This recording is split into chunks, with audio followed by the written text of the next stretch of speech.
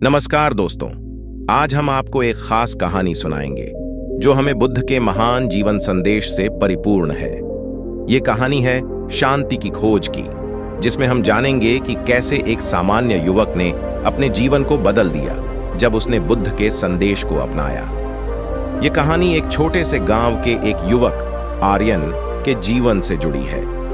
आर्यन एक आम गांव के लड़के थे जिनका जीवन सामान्य था, लेकिन उन्हें अपने जीवन का अर्थ खोजने की लालसा थी। एक दिन आर्यन गांव में एक साधु बाबा से मिले जिन्होंने उन्हें बुद्ध के उपदेश के बारे में बताया। आर्यन ने साधु बाबा के साथ बुद्ध के उपदेश का अध्ययन करने का निर्णय लिया। आर्यन ने बुद्ध के संदेश को अपने जीवन में लागू किया। उन्होंने दया, सामंजस्य और समर्पण की महत्वपूर्णता समझी। वे अब अपने गांव के लोगों के साथ भिन्नता दिखाने लगे और उन्होंने सामाजिक सेवा का काम शुरू किया। एक दिन आर्यन ने निर्णय लिया कि वह अपने गांव के पास ही नहीं बल्कि पूरे देश में बुद्ध के संदेश को फैलाने का काम करेंगे। उन्होंने एक यात्रा का आयोजन किया और दूसरे गांवों और नगरों में गए, बुद्ध के संदेश को लोगों तक पहुंचाया। इस यात्रा के बाद आर्यन ने देखा कि उनका जीवन पूरी तरह से बदल गया था। उनकी संदेश की शक्ति ने लोगों के दिलों को छू लिया था और वह अब खुशियों का पैगाम लेकर घर वापस आए। आर्यन की यात्रा के बाद वह अपने गांव में वापस लौटा और उसने बुद्ध के संदेश का प्रचार जारी रखा। उसने एक छोटे से ध्यान केंद्र की स्थापना की जहां लोग ध्यान और मेधा शक्ति का विकास कर सकते थे। आर्यन का संदेश लोगों के दिलों में गहरी छाप छोड़ दिया। वह गरीबों की शिक्षा में अपना समय देते और उन्हें आदर्श नागरिक बनाने में मदद करते। वह बच्चों को मानवता, साहित्य और धर्म के महत्व के बारे में सिखाते थे। धीरे धीरे आर्यन के योगदान के कारण गांव की सामाजिक स्थिति सुधार गई। लोग एक दूसरे के साथ अधिक मेलजोल और शांति में रहने लगे। गांव में और भी धार्मिक और सामाजिक गतिविधियां आयोजित होने लगीं और लोग अब एक साथ मिलकर समृद्धि और सामंजस्य का आनंद लेते थे।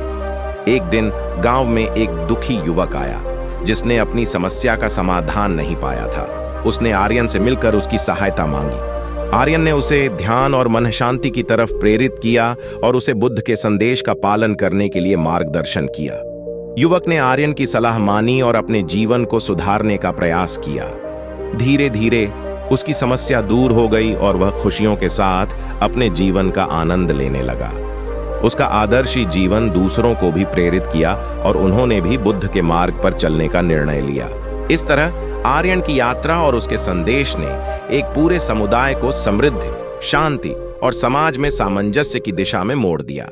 यह कहानी हमें यह दिखाती है कि बुद्ध के संदेश का पालन करके हम अपने और दूसरों के जीवन को सफल और खुशहाल बना सकते हैं। आर्यन के योगदान के परिणाम स्वरूप उनके गांव का नाम शांतिपुरी रखा गया, जो अब शांति और सामंजस्य की प्रतीक बन गया था। यह गांव अब एक ऐसा स्थल था जहां सभी लोग एक दूसरे के साथ सौहार्दपूर्ण तरीके से जीते थे और बुद्ध के संदेश के आदर्शों का पालन करते थे।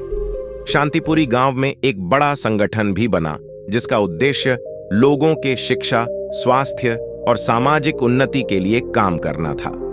इस संगठन ने लोगों को योग्यता, कौशलों का अधिक से अधिक सीखने और अपने सपनों को पूरा करने के लिए साथ मिलकर काम किया।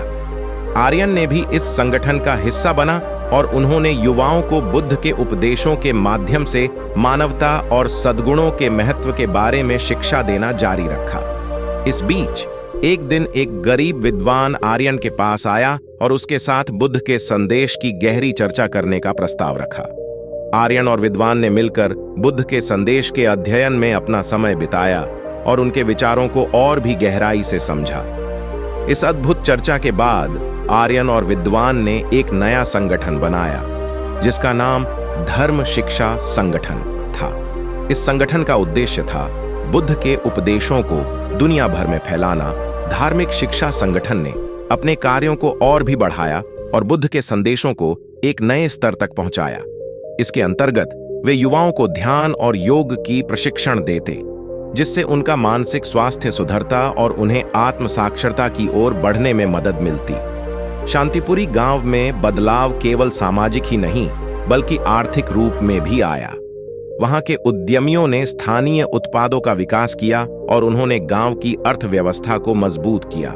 इससे गांव के लोगों की आर्थिक स्थिति में सुधार हुई और उन्होंने जीवन को और भी सुखमय बनाया। धार्मिक शिक्षा संगठन ने न केवल भारत में बल्कि विदेशों में भी अपने शिक्षा कार्य को फैलाया। युवाओं को विशेष रूप से धार्मिक और मानवता के मामलों में प्रशिक्षित किया गया और उन्हें बुद्ध के संदेश के प्रचारक बनाया। इसी बीच धार्मिक शिक्षा संगठन ने एक बड़ी विशेष योजना बनाई, धर्म यात्रा। इसमें युवाओं को दुनिया भर के महत्वपूर्ण तीर्थ स्थलों पर जाकर ध्यान और मानवता के मामलों में सिखाया जाता था। इससे युवाओं को एक नई दिशा की ओर बढ़ने का अवसर मिलता और वे आत्मा की अद्वितीयता की महत्वपूर्णता को समझते। धर्म यात्रा के दौरान एक युवक ने एक गांव में अद्वितीय प्रकार का शांति और सहमति का वातावरण देखा। इस गांव के लोग अपने संघर्षों को छोड़कर आत्मा की खोज में जुटे थे और वे एक साथ शांति में जी रहे थे। उस युवक ने इस अनुभव से उद्दिष्ट होकर ध्यान और साधना की ओर बढ़ने का निश्चय किया। धन्यवाद दोस्तों कि आपने हमारी कहानी को सुना। हमें गर्व है कि हम आपके साथ इस अद्भुत यात्रा पर जा सके और हमें उम्मीद है कि आप भी इससे प्रेरित हुए हैं। हमारे चैनल को सब्सक्राइब करना न भूलें ताकि आप हमारी और भी महत्वपूर्ण कहानियों का आनंद ले सकें। धन्यवाद और शांति और प्रेम से भरा हुआ जीवन आपका स्वागत करता है।